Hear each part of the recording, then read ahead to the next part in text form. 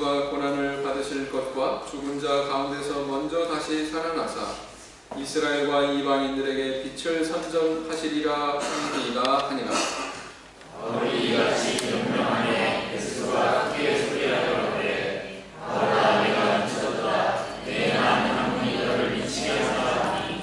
바울이 가로되 베스도 각하여 내가 미친 것이 아니요 참되고 정신 차린 말을 하나이다. 왕께서는 이 일을 하시고 내가 왕께 함께 말하니 이 일에 한 나라도 하시지 못하니 없는 줄을 아나이다. 이 일은 한편 구석에서 행한 것이 아니오소이다. 아그리빠 왕이여 선지자를 믿으시나이까? 믿으시는 줄 아나이다. 아그리빠가 바울에게 이르되 내가 적은 말로 나를 향하여 그리스도인이 되게 하려 하는도다. 바울이 가로되 말이 적으나 많으나 당신뿐 아니라 오늘 내 말을 듣는 모든 사람도 다 이렇게 결박한 것 외에는 나와 같이 되기를 하나님께 원하노이다 하니라. 왕과 총독과 베니게와 그 하늘에 앉은 사람들이 다 일어나서 물러가 서로 말하되 이 사람은 사형이나 결박을 당할 만한 행사가 없다 하더라. 이에 아그리빠가 베스도로 이르되 이 사람이 나를 갈대에게 쫓아가지 아니하면 도울 수 있을 것 같다.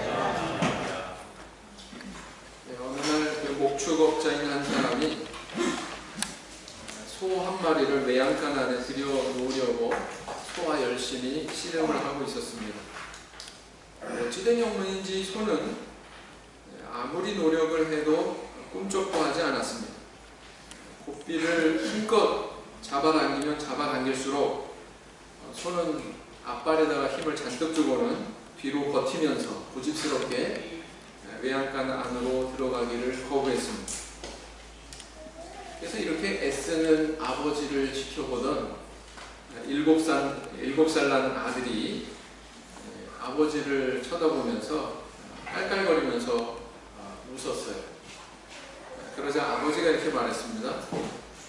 어디 네가 한번 해봐라. 이 녀석아 얼마나 잘하는지 내가 한번 보겠다. 그랬더니 어린 아들이 당당하게 소 앞으로 걸어가더니 앞쪽에 있는 고삐를 당기는 것이 아니라 소의 뒤쪽으로 돌아가서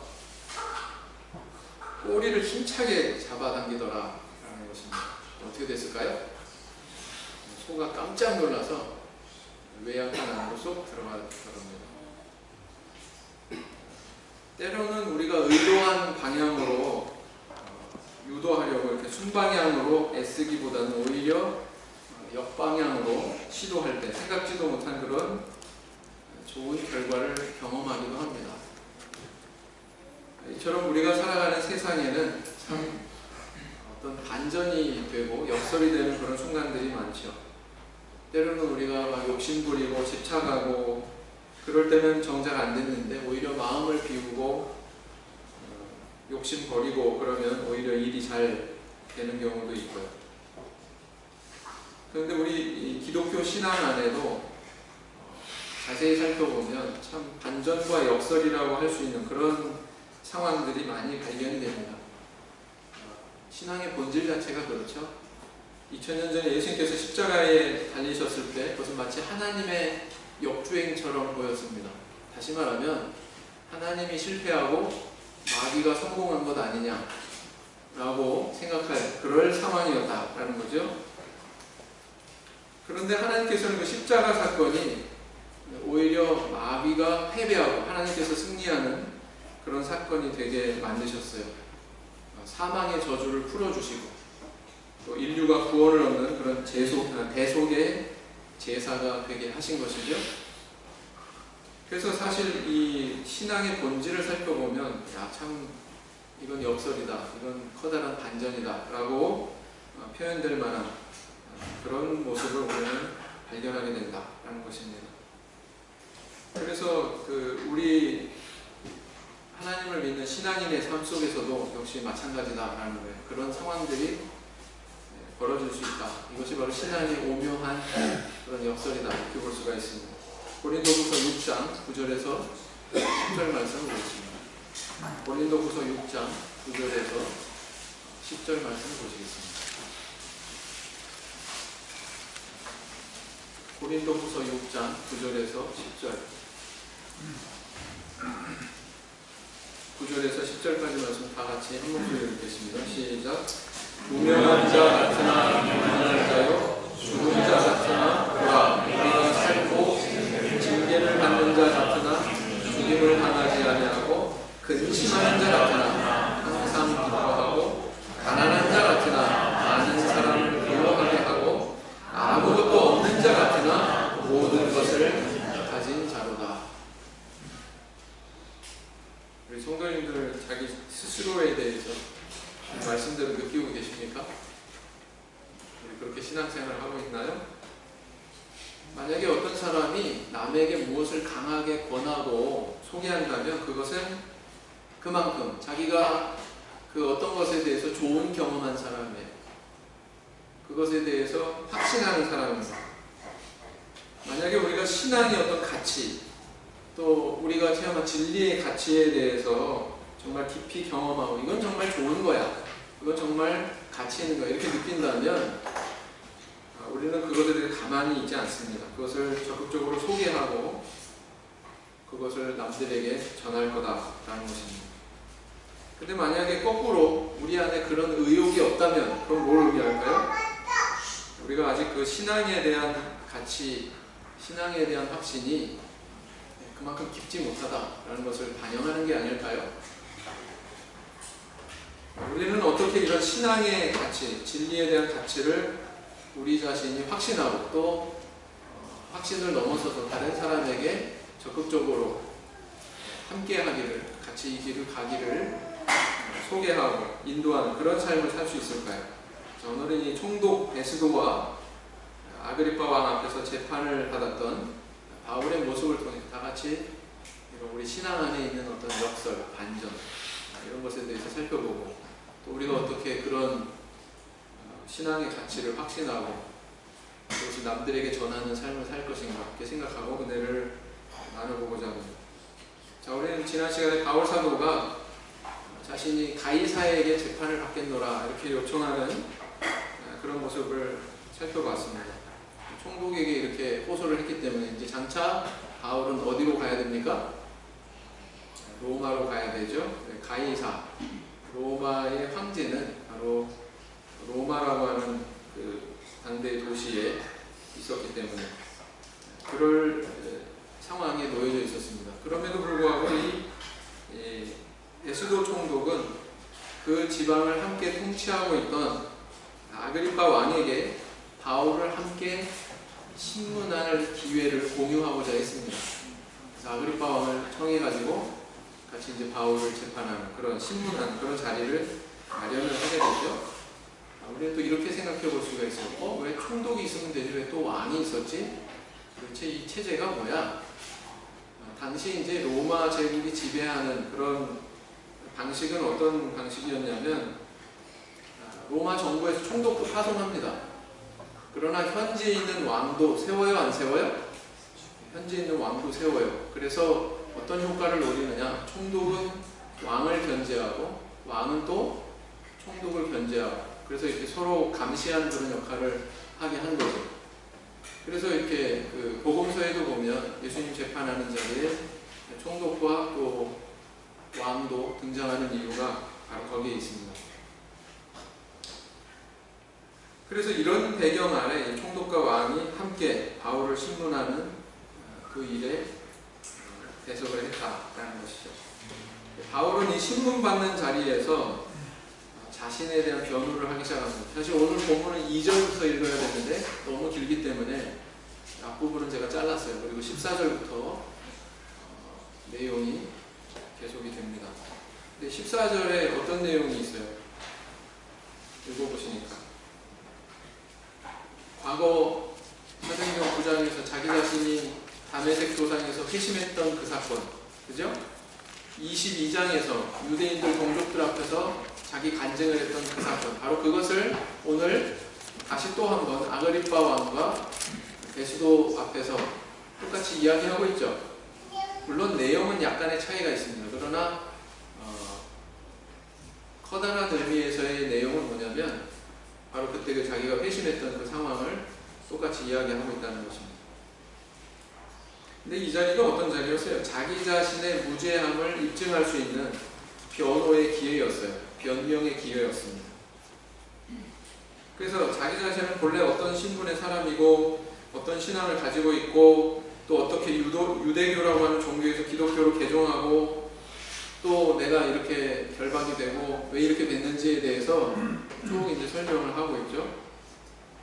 근데 우리는 이 바울의 모습에서 뭘 발견하고 있습니까?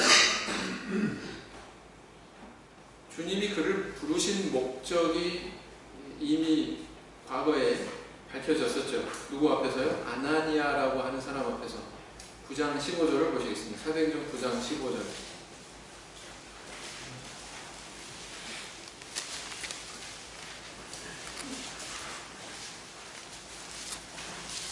사도행전 9장 15절.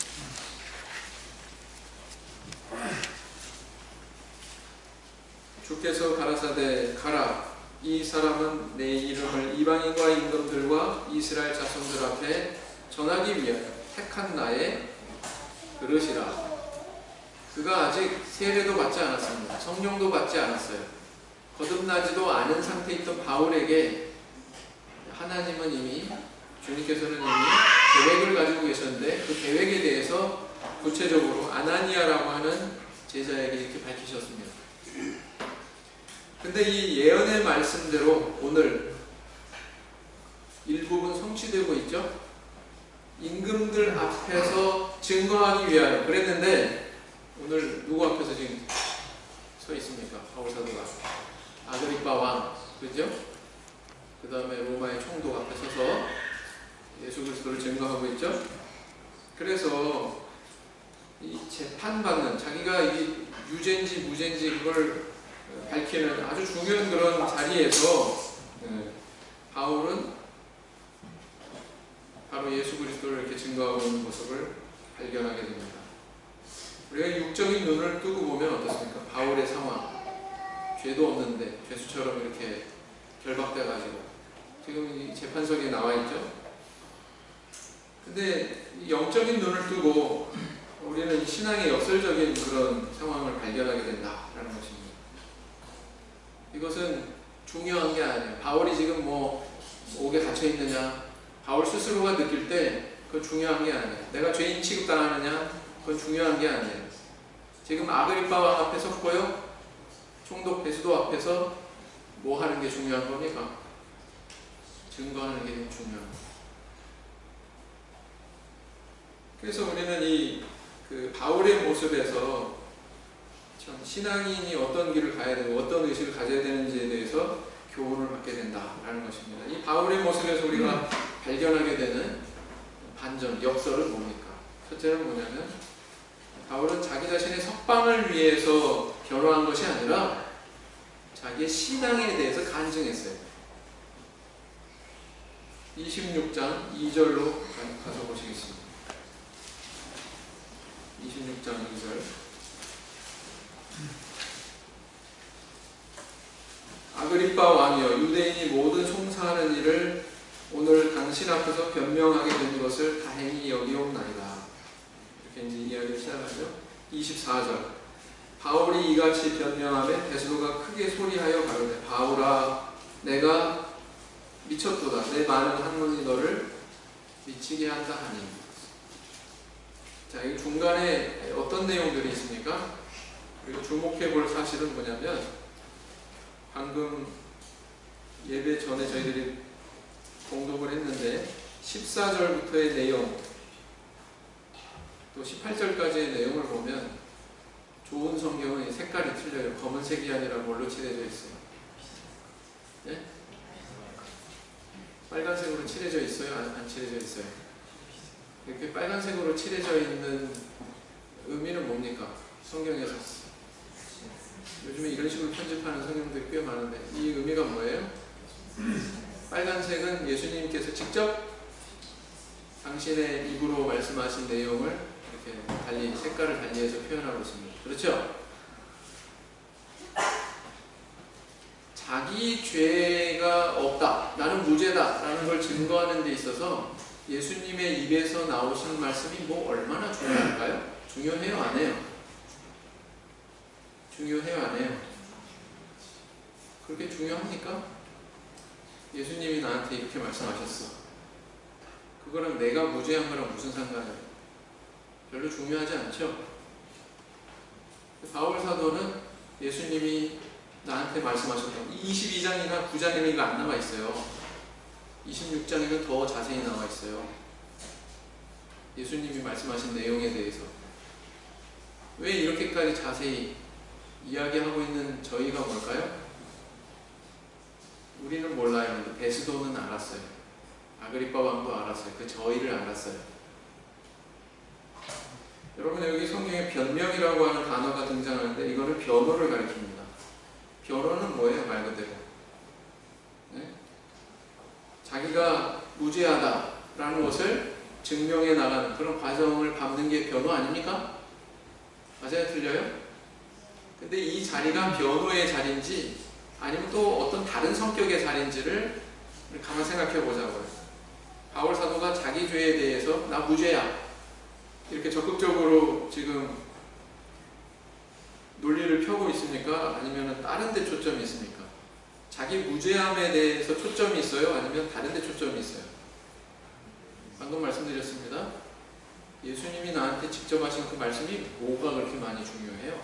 그 내용이 상당해요. 다른 데는 기록되지도 않아.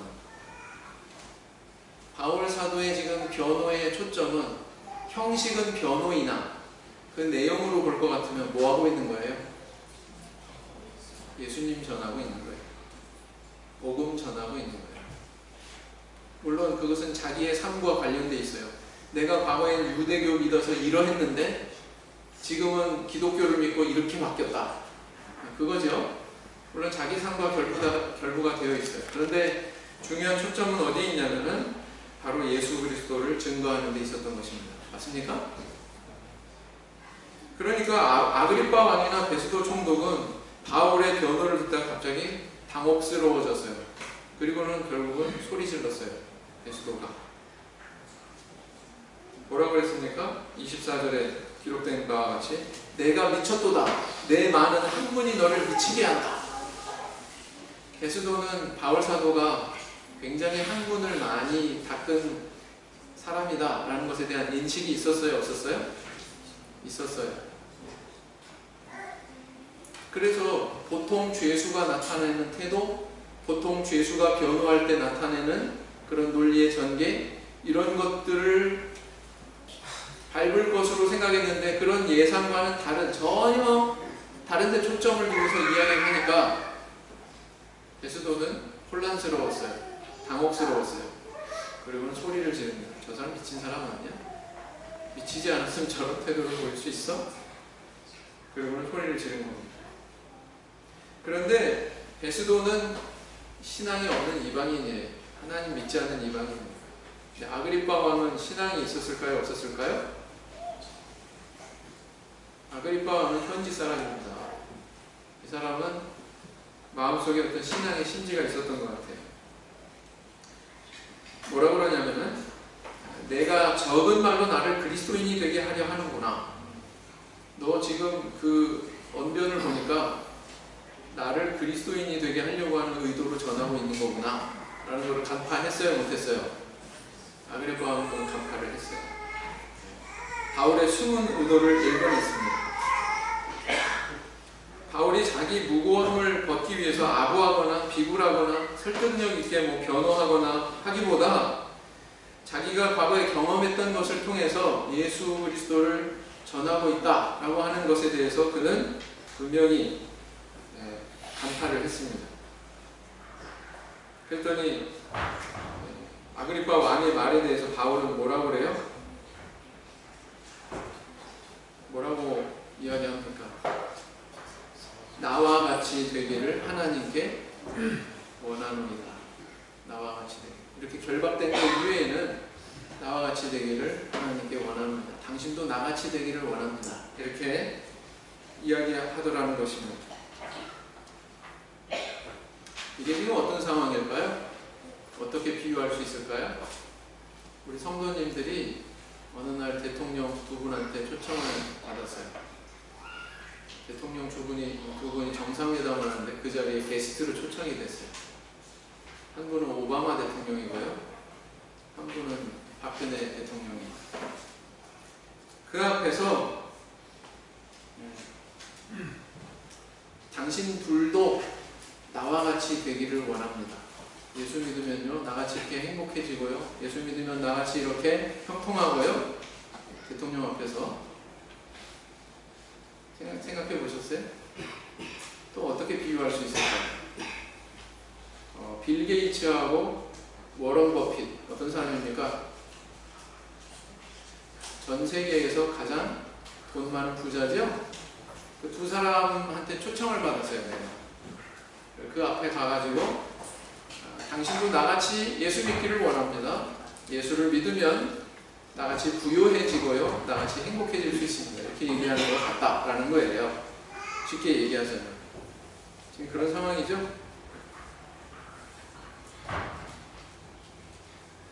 성도님들 만약 나보다 더 권력 있고 나보다 더 부유하고 나보다 더 행복해 보이는 그런 사람들하고 같이 있다면 그 사람들 앞에서 이렇게 나와 같이 되기를 원합니다. 나와 같이 예수 믿는 사람 되기를 원합니다. 이렇게 자신 있게 이야기할 수 있어요, 없어요? 있어요, 없어요? 왜 웃기만 하세요? 자신이 없으세요? 나와 같이 되기를 원한다 이렇게 표현한다는 것은 당신은 뭔가 잘못된 게 있고 아니면 뭔가 결핍된 게 있고 뭔가 필요로 하는 게 있고 나를 쫓아하면 그것을 얻을 수 있다, 그런 의미 아닙니까? 그래요, 안 그래요? 근데 그런 얘기를 우리가 살아가면서 주변 사람들과, 이분들까지는 아니더라도 나보다는 더 잘 살고 나보다는 더 사회적 지위가 높고 나보다는 더 잘 나가는 것 같은 그런 사람 앞에서 이런 얘기 할 수 있냐 얘기예요. 우리 성도님들이 할 수 있어요, 없어요? 도리도리 하시네. 바울은 했단 말이에요. 지금 죄수 취급당하면서 지금 갇혀있고, 네? 얼마나 남루했겠어요, 이분 행색도. 먹는 음식은 얼마나 형편없게 없었겠습니까, 죄수로. 그럼에도 불구하고 나같이 이렇게 예수에 미치기 원합니다. 예수 믿는 신앙에 미치기 원합니다. 이렇게 얘기했다는 거예요. 나와 같은 길 가기를 원합니다, 당신도. 만약에 바울의 마음속에 내가 가진 이 신앙에 대한 가치, 나의 체험에 대한 확신, 이런 것이 뚜렷하게 있지 않았다면 이렇게 이야기할 수 있어요, 없어요? 없어요. 우리가 왜 전도가 안 되는지 아시겠죠? 네?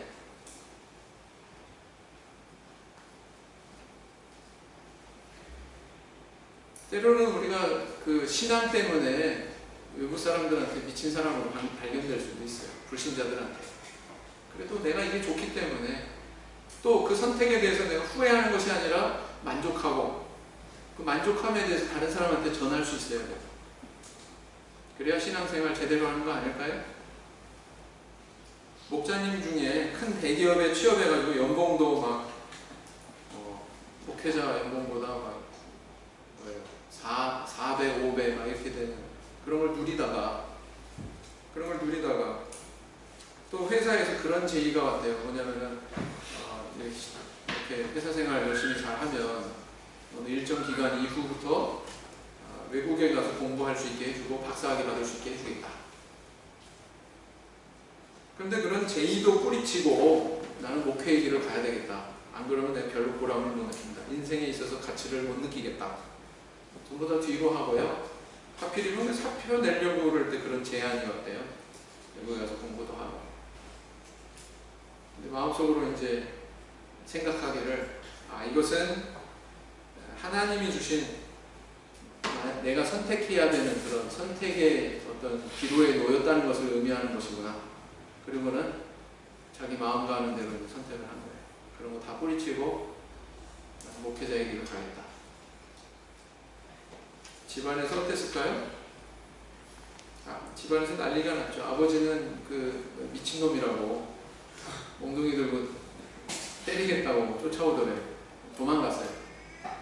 얼마나 얼마나 속상했으면 자기 아들 때리겠다고 몽둥이 들고 쫓아올까요? 근데 그랬던 아버지가 세례받았답니다.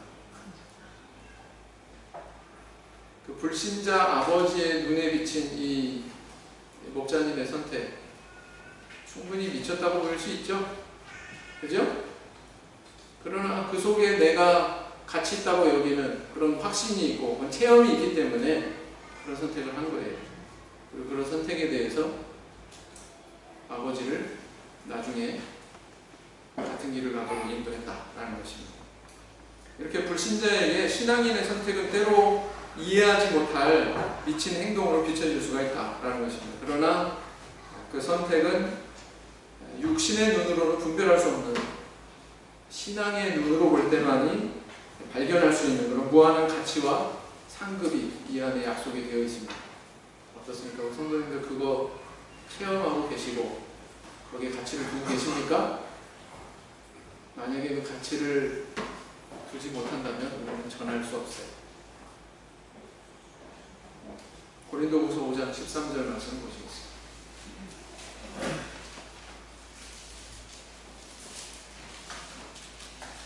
고린도후서 5장 13절.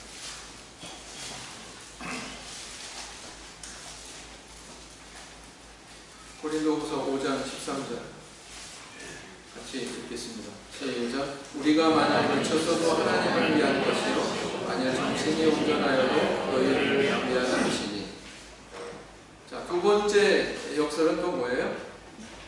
바울은 결박됐지만 바울이 전하는 하나님 말씀은 자유로웠다라는 것입니다. 자유롭게 전파됐다라는 것입니다. 사도행전 26장 27절을 보시면 아그리빠 왕이여 선지자를 믿으시나이까? 믿으시는 줄 아나이다. 아그리빠 왕에게 신앙이 있었어요? 없었어요? 있었다는 거 바울이 파악 이미 했어요? 안 했어요? 왜 파악을 했을까요? 그 의도가 뭘까요? 아그리빠가 바울더러 이르되 내가 적은 말로 나를 권하여 그리스도인이 되게 하려 하는도다. 신앙을 전혀 모르는 베드로는 바울더러 미쳤다고 소리친 반면에 아그리빠 왕은 바울에게 네가 적은 말로 나를 권하여 그리스도인이 되게 하려 하는도다. 이렇게 답변을 하면서 바울의 의중을 꿰뚫습니다. 아그리빠 왕은 분명 그 마음속에 하나님께 대한 믿음의 씨앗이 있는 그런 사람이 분명합니다. 바울은 선지자를 믿으십니까? 이런 식으로 질문을 던지고 있기 때문에 그렇죠. 그렇게 아그리빠 왕은 바울이 자기 무죄함을 변호하는 것이 아니라 사실은 은근히 복음을 전하고 있다는 사실을 그 자신도 알아차렸어요. 우리는 여기서 바울이 때와 장소를 가리지 않고 복음을 전하는 그런 모습을 발견하게 됩니다. 자유로울 때나 결박되었을 때나 신문받을 때나 복음 상태에 있을 때나 항상 복음을 전하는 그런 모습을 우리 발견하게 되죠. 그래서 이렇게 그의 몸은 비록 결박이 되어 있지만 그의 입에서 나오는 하나님 말씀은 자유롭게 사람들 사이에 선포되었다라는 것입니다. 그래서 하나님 말씀은 결박되지 않았어요. 이것이 우리 신앙 안에서 발견이 되는 또 하나의 역설입니다. 디모데후서 2장 9절 말씀 보겠습니다. 디모데후서 2장 9절. 디모데후서 2장 9절 말씀 보겠습니다. 디모데후서 2장 9절.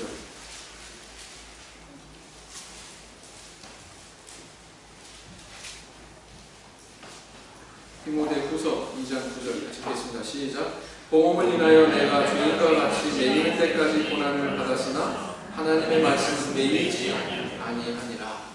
사도가 이렇게 표현합니다. 여러분 열왕기 하에 보면 문둥병에 걸린 아람 왕의 군대 장관 누가 나옵니까? 나아만이라고 하는 인물이 등장하죠. 이 사람이 이스라엘 땅에서 한 계집아이를 포로로 끌고 왔습니다. 이 소녀의 개인의 입장에서 보면 얼마나 불행한 사건이에요. 자기 평안하게 살던 나라에서 강제로 아람 나라에 이렇게 포로로 끌려와서 그것도 종살이하는 그런 신세가 됐으니 개인의 인생으로 보면 행복합니까? 불행합니까? 불행하죠. 불행했겠죠. 그런데 이 소녀를 통해서 하나님께서는 아람 왕의 군대장관 나아만이 하나님을 알고 하나님을 받아들이는, 하나님을 믿게 만드는 그런 도구로 활용하십니다. 이 소녀의 권고로 그가 문둥병을 낫기 위해서 누구한테 나아가요? 엘리사 선지자에게 나아가요.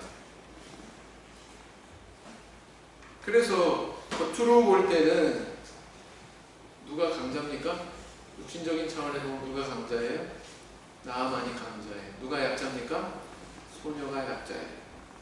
누가 줄 수 있는 위치예요? 나아만이 줄 수 있는 위치. 누가 받는 위치예요? 그 소녀가 받는 위치입니다. 그런데 이게 역설이죠. 이 소녀의 권고를 통해서 나아만이 문둥병이 나았어요. 누가 누구를 살렸습니까? 소녀가 나아만을 살렸어요. 포로된 자가 포로 삼은 자를 살렸어요. 이게 바로 신앙의 역설이다 라는 것입니다. 이처럼 하나님께서는 때로 결박된 우리를 통해서라도 당신의 뜻을 이루셔야 해요. 우리를 결박하는 것들이 참 많죠. 나의 어떤 신분, 출신, 출생, 나의 지위, 나의 직업, 경제력, 벌거매는 것들이 얼마나 많습니까? 그런데 현재 이 암울한 상황은 사실은 암울한 게 아니다. 그 가운데서 하나님의 뜻은 이루어진다라는 것입니다. 역설의 이런 상황조차도 이렇게 우리가 믿음의 눈으로 바라보면 그 충분히 납득하고 이해하고 받아들일 수 있다라는 것이죠. 그것을 받아들이고 납득하는 것, 이것도 역시 신앙의 길이다라는 것입니다. 성도님들 어떠세요? 바울 사도처럼 그렇게 결박되고 나아만이 끌고 온 계시종처럼 그렇게 구속되고 그런 상황이 있을 수 있죠. 근데 거기에 하나님의 뜻이 이루어지는 섭리가 있어요. 나아만이 낫게 되고 바울 사도가 입을 열어 복음을 증거하게 되는 그런 하나님의 뜻이 성취되고 사명이 수행이 되는 그런 섭리가 있다라는 것입니다. 그런 것에 대해서 우리 생각할 줄 알아야 된다라는 것입니다. 고린도후서 1장 7절 말씀 보시겠습니다. 고린도후서 1장 7절 말씀.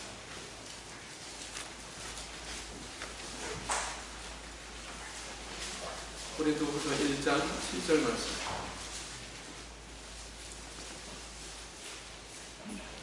고린도후서 1장 7절 말씀.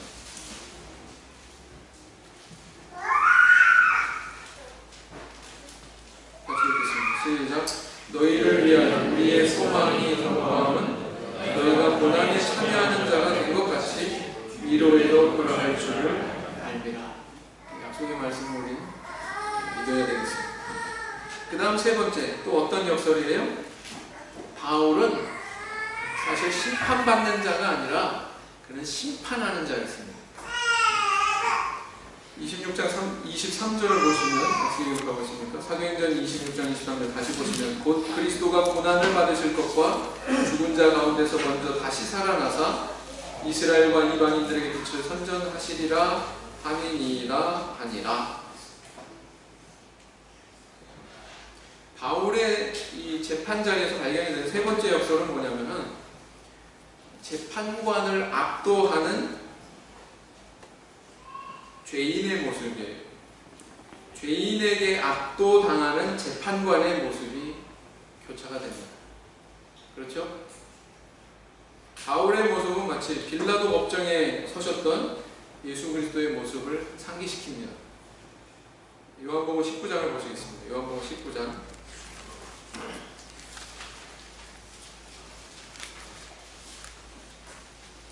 19장 7절.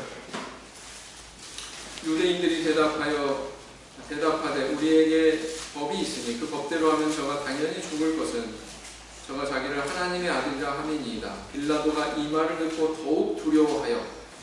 지금 빌라도가 누구예요? 빌라도가 예수님을 재판하고 있는 재판관이죠. 재판관은 두려워하는 사람이에요? 아니면 죄인을 두렵게 하는 사람이에요? 근데 지금 입장이 틀려요. 빌라도가 뭐 했다고요? 두려워했다. 이렇게 기록하고 있습니다. 다시 관정에 들어가서 예수께 말하되 너는 어디로 서냐 하되 예수께서 대답하여 주지 아니하시는지라. 빌라도가 가로되 내게 말하지 아니하느냐? 내가 너를 놓을 권세도 있고 십자가에 못 박을 권세도 있는 줄 알지 못하느냐? 그랬더니 예수님께서 대답하시되 위에서 주지 아니하셨다면 나를 해할 권세가 없었으리니 그러므로 나를 내게 넘겨준 자의 죄는 더 크니라 하시니. 예수님은 지금 죄인의 신분이에요. 겉으로 드러난 신분으로 보면 예수님이 죄인이에요. 근데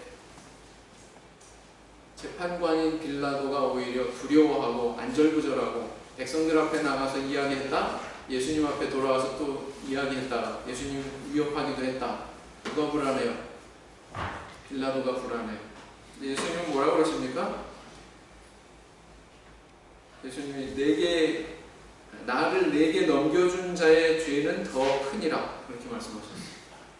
이 의미는 뭐예요? 빌라도도 죄 있다는 거예요? 없다는 거예요? 나를 너에게 넘겨준 자의 죄는 더 크지만 너도 역시 죄 있어요? 없어요? 죄 있다. 죄가 있다 없다 하는 일을 판정하는 것은 누가 하는 일입니까?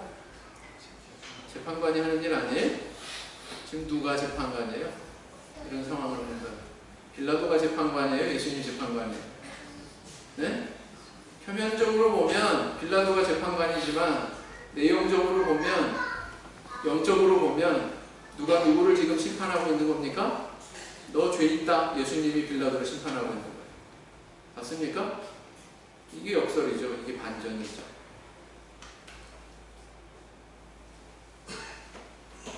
그래서 역시 마찬가지 바울 사도가 법정에서 재판받고 있는 것으로 보이지요. 겉으로 보면. 그러나 영적으로 보면 바울은 그 앞에서 복음을 듣고 있는 아그리파 왕과 총독 빌라도를 심판하고 있는 것입니다. 무엇으로요? 복음으로요. 복음에는 심판의 기능이 있습니다. 복음을 받아들이는 자는 살아요. 거부하는 자는 죽어요. 믿고 세례를 받는 자는 뭘 얻어요? 구원을 얻지만 믿지 않는 자들은 어떻게 돼요? 정죄를 받는다고. 항상 두 가지가 같이 따라 나가요. 받아들이고 세례 받으면 구원 얻는다. 그러나 거부하면 어떻게 된다? 정죄받는다. 멸망받는다. 이렇게 얘기하고 있는 거예요. 그래서 복음 안에는 심판의 기능이 있어요. 바울은 지금 그들 앞에서 자기 무죄함을 증거하는 변호를 한 게 아니라 복음을 전한 것입니다. 그리고 그 복음으로 인해서 그들을 심판하고 있는 거예요. 선택은 그들 자신에게 있습니다. 믿고 받아들이느냐, 거부하느냐. 전하는 데까지는 바울의 책임. 그러나 받아들이느냐 안 받아들이느냐 누구 책임이에요? 듣는 자의 책임이죠. 그래서 사실은 이것은 바울에 대한 신문의 자리, 재판의 자리가 아니라 사실은 하나님께서 섭리하셔서 임금들 앞에서 나를 증거할 거다라고 하는 그 예언의 말씀처럼 아그리파 왕과 총독 베스도에 대한 하나님의 복음에 의한 심판의 자리였다라는 것입니다. 이 역설이죠. 반전이죠.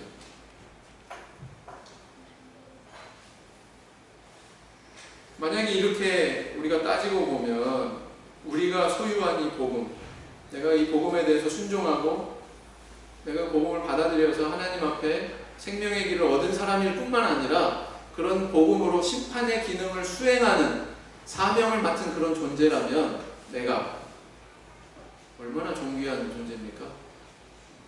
우리 성도님들이 바로 그런 존재라는 거예요. 복음을 소유한 자, 하나님의 심판의 기능을 수행할 수 있는 그것을 대행할 수 있는 그런 권세가 있는 자, 또 그런 권세가 있는 교회가 바로 우리 교회라는 것입니다. 그렇죠? 그런 영적인 가치로 나 자신을 바라보는 거예요. 그런 영적인 가치로 우리 교회를 바라보는 거예요. 그래야 우리가 자신이 있는 것이죠. 그래야 우리가 다른 사람한테 전할 수 있는 나와 같이 되길 원합니다. 이야기가 나올 수 있다는 거죠. 그게 안 되면 할 수가 없다는 것입니다. 할 수가 없다는 것. 마태복음 19장 28절에서 뭐라고 그랬습니까? 예수께서 가라사대 내가 진실로 너에게 이르노니 세상이 새롭게 되어 인자가 자기 영광을 보좌에 앉을 때에 나를 쫓는 너희도 12보좌에 앉아 이스라엘 12지파를 심판하리라. 예수님의 권세가 곧 누구의 권세가 돼요? 결국 우리의 권세가 라는 것입니다. 여러분 예수님 권세 있다고 믿으십니까? 그렇게 이해하십니까? 그럼 우리에게도 그런 권세가 있다는 것입니다. 이게 성경의 증거예요. 내가 전하는 복음에 대한 사람들의 선택이 그 사람들의 생명과 저주의 길을 가르는 그런 아주 중요한 요소가 된다. 이건 엄청난 사실입니다.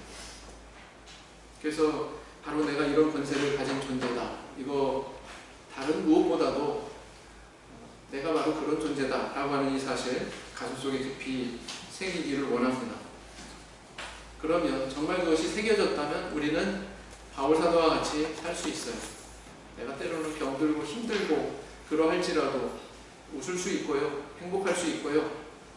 만족할 수 있고요. 또 그런 만족에 대해서 다른 사람들한테 소개하면서 내가 가는 길로 초대할 수 있는 그런 담력과 용기가 발휘될 수 있다라는 것입니다. 우리 그렇게 돼야 되겠죠?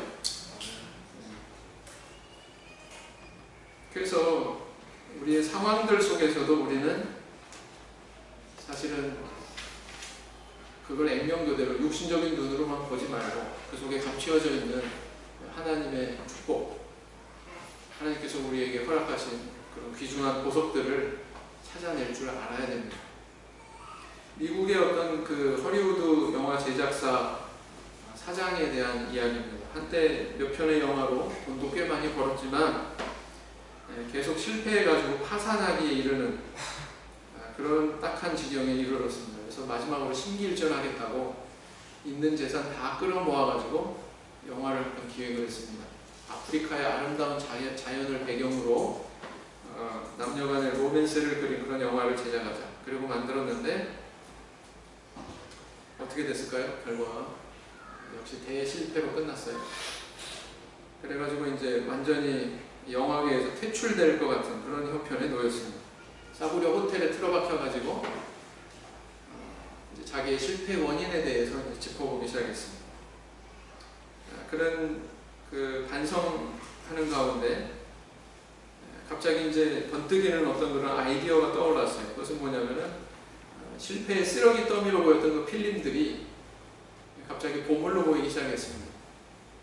자기가 그동안 찍었던 여러 가지 그런 영상들, 거기에는 뭐가 있었냐면 아프리카의 동물이나 식물, 그 다음에 어떤 사막의 그런 아름다운 모습, 그리고 원주민들의 어떤 그런 살아가는 모습을 촬영한 그런 내용의 필름들이었어요.